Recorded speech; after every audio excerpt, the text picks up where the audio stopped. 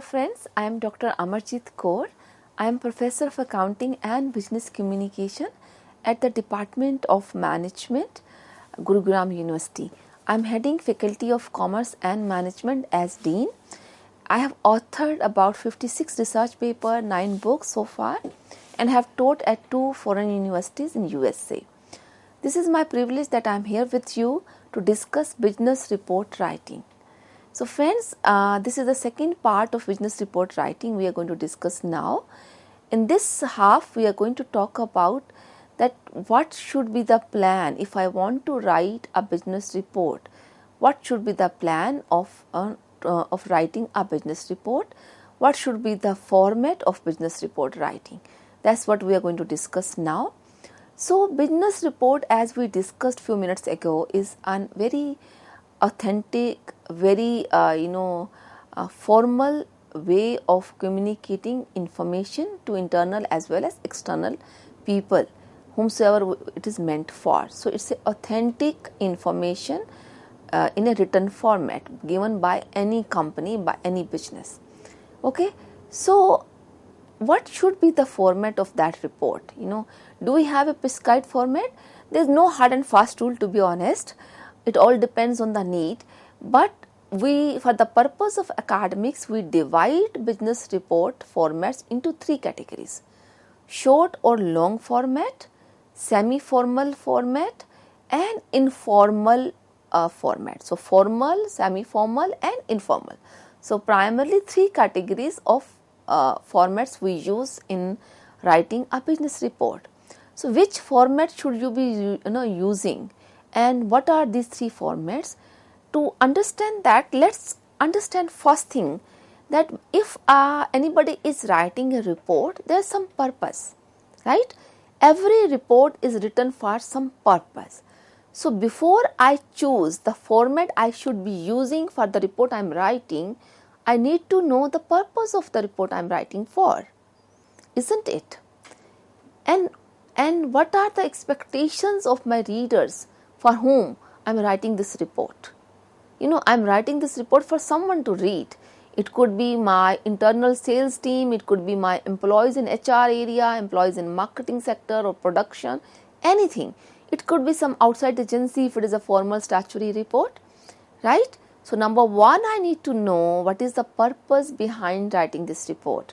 Number 2, I need to know the expectations. I need to foresee, I need to preempt those expectations my readers would have from the report, and the type of information I am sharing. There are reports which are just the formulas and very technical language, scientific reports. There are reports which are just completely state words. Okay, there are reports which have both numbers, data, figures, words, all those things. So some pictorial presentation as well as the words. So the type of information I'm sharing only the word, the language, English, Hindi, any language, or I am using some pictorial information. I'm sharing the data, the numbers, or I'm sharing some graphs, charts, etc., etc. So you need to think about all these things before you think of the format of the business report. So when we say the first format, the short or long formal one. So the formal report is basically the one which is written in a very prescribed format. It has a prefatory part. We have a table of content, list of figures, list of tables used. We have executive summary. We have a forward letter, whom it is submitted to, who has prepared, date, everything, which we call as prefatory part. So many things before the actual reports begins, right? So because it's a formal report, so it will have that section for sure. So and then of course other part, introduction, the methodology of preparing or the plan, the data used, data type, sources of data, findings, discussions, conclusion, references, everything, because it's a formal report. Now this formal report could be short as well as long. It all depends upon what are we sharing, what is the purpose of preparing that report. So a formal report can be both short or long. And so is true for the second type of reports, semi-formal. Semi-formal is that the prefatory part is not being paid much attention to. We do not, we may not write the forwarding letter, we may not have table of content, we may not have table of figures and executive summary for that matter. We have rest of the thing, introduction, we have discussion, conclusion, methodology, reference, everything is given. So rest of the format we follow, but prefatory part we miss. Again, the semi-formal report could be long or short. The third is completely informal report. So when people start working on projects and before submitting a complete formal report, a person who is working in a team, he is just getting some data by reading, by surveying, by interrogating, whichever way, submitting that report to the immediate boss, right, for internal discussion only, because they know this is not the final report. So this is informal report. Sometime informal report could be, within the team members. There's a concept that there would be formal report every month about the sales, about the cash, about anything, production, loss, production units, production, any bad experience, anything. So there's a practice to have every month. But in between, we generally keep on messaging or just share a report, a brief report, a quick catch, a quick cap. So on a particular aspect of the business. So that is an informal report. So it may not have different sections which we require in a formal report. So a report not having prescribed sections in it becomes informal, and it could be only for internal purpose, it could be only for discussion purpose, purpose could be any, but it does not have well defined sections as desired in a formal report. Alright. So this business report, whenever we have to write, we need to prepare a writing plan. So for effective report which meets the purpose of writing, so first of all, make sure if you are preparing your writing plan, then you need to know what is the purpose of writing, right? And then it should be written in a logical, appropriate manner. It should be very clear, concise and well organized. So your writing plan should be very sure about that. What information I am giving, whom I am writing for, right? So this business report, is expected to have clear sections, headings, so that it helps readers to understand or to find out the specific information they are looking for. That table of figures, the table of, that table or that content in the beginning of a report is what? It is giving you a focus information, that a table showing you that this report has 20 figures and every figure has been entitled. Some title is there, forecast for the sales for the quarter of 2023-24, actual data of the sales for the quarter of last quarter of 2022, like that. So this is the title of the table we are using in the report, which is there in the content table, or title of the figure we are showing. We may be showing a graph, etc., etc., right? So this report heading is going to help somebody. Let's say company is dealing with 20 products and there are 80 tables. For every product there are about 4 tables in the report. So I am X person working in a particular department looking after Y product. So I am not worried about rest of the 19 product. I am concerned only for one product I am dealing or I am selling, isn't it? So it means the report writing plan should be such that it takes care of the prospective readers. they could get a focus, a specific information easily, without struggle. And the report writing plan must consider what audience need to know, what are the questions to be answered, right? It's not that we just write a report and we don't think even that why I'm writing this report, whom I'm writing this for. Okay, so the report writing even need to consider the type of report. Should it be is it going to be an analytical report? Is it going to be a formal report? Is it going to be just a research report or just informational report, like that? The format as well, how long is it going to be, the length of the document, is it going to be semi-formal or the informal or formal? The first question to be answered by you in your writing plan is, why has the report been written? Okay, why I'm writing for? What is the purpose of writing this report, right? The second question to be answered in the writing plan is, who is the report written for? Is it the sales team or the marketing team? Is it the production team? Is it the mid-level management or the top-level management? Is it the people working with me in my own team? Am I writing for the outsider or the internal? Who is the report written for? The third question to be answered is, how is it relevant to audience? If I am writing this report, does it really matter to the audience I am targeting? Is it relevant to them? Am I supposed to write this or share this information through the report I'm thinking to write? Right? So is this actually relevant for the audience? I will think, I should prepare a report about the new geography identify for the new product.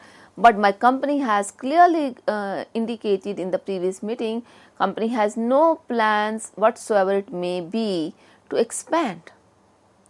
So you think, are your do you have your audience still there with you, who are there in your mind? Why should audience read this report? What all I am going to put in my report that this becomes interested to the audience I am targeting. It's not that your report will be considered a very good document by everyone, or all the reports you write will be having equal importance by all the audience. No, it cannot be true. So why should they read it? What I am giving in this what I am adding in this report, what information, what research, what findings am I sharing which are important to my audience, right? That should be answered. This question should be answered before in your writing plan itself. Only then your actual report will be effective, it will be good.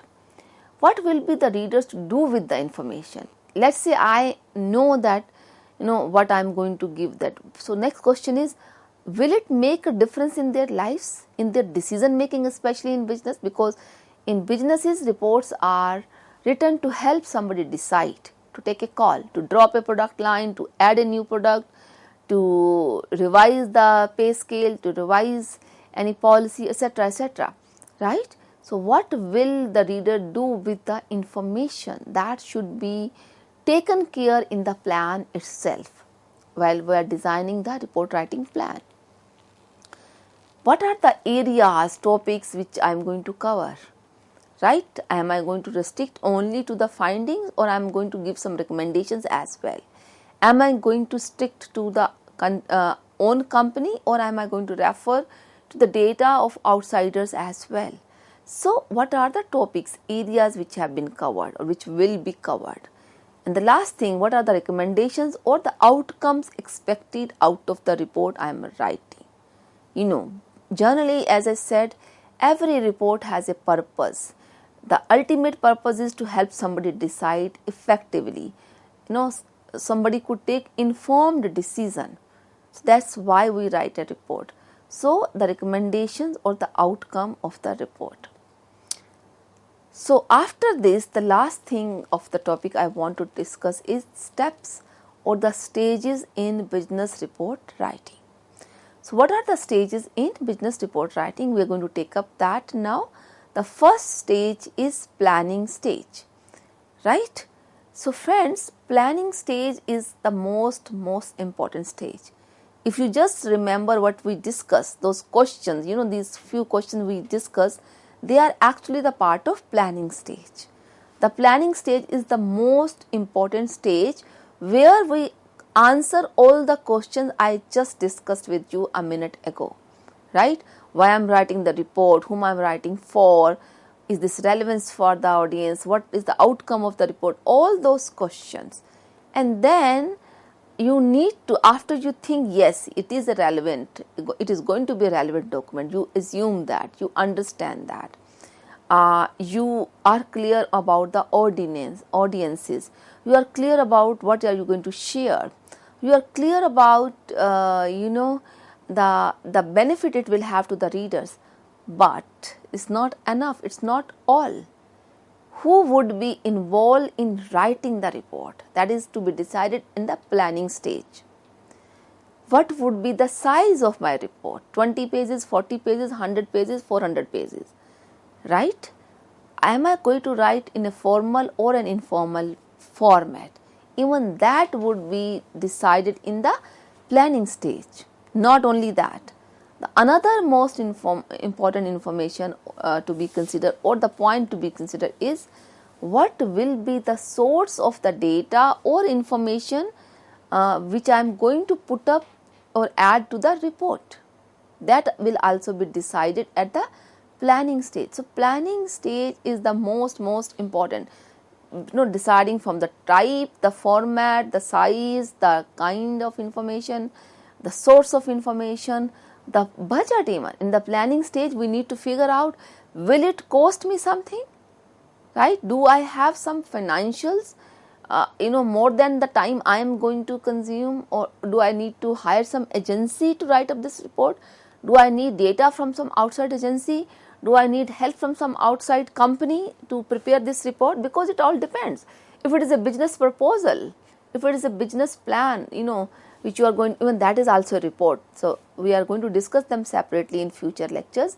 But if you are going to establish a particular point of view, you may need to refer to some data which is not available on public domain. You may have to go to some consulting company and buy that data, right? So even that will be decided at the planning stage, the first stage. Now once your plan is clear, once you are sure why are you writing this report for, the purpose is clear, audiences are clear, your style, your type, the team, everything is clear, has been planned for. Now the next thing would be the actual collection of data, right? So data collection stage. Here what do? Let's say you are heading South India and you are dealing in the sales. So here the data is to be collected from all the distributors or from all the wholesalers you have in South India. So you would now design here. You know that you are going to share the sales record of a product from X time to Y time for this geographical area. But how would you collect? Will you drop a mail to all the distributors or the wholesalers and give them a format to answer in that format? Or will you give an open-ended mail asking them to share the sales data under different heads, of course, sales actually made, the success rate in the sales, the returns, the services, etc., the discounts. So sales doesn't mean the amount of sales only, right? So either you collect it in the form of a form, so through mail, you just get the information through an open mail. You may like to collect the same information through a Google form. There are a couple of softwares companies uses. You are going to create a link and you are going to gather that, or are you going to hire somebody, maybe students, maybe interns, and send them one by one, or send them in person one by one to all the distributors or the wholesalers, right? So there are so many possibilities I'm talking. So the data collection stage, you have to decide the type of data, how will you collect that data, and how would you actually analyze that data later on. So first of all, you need to be clear on the collection of data and the type of data and who will help you in collecting the data.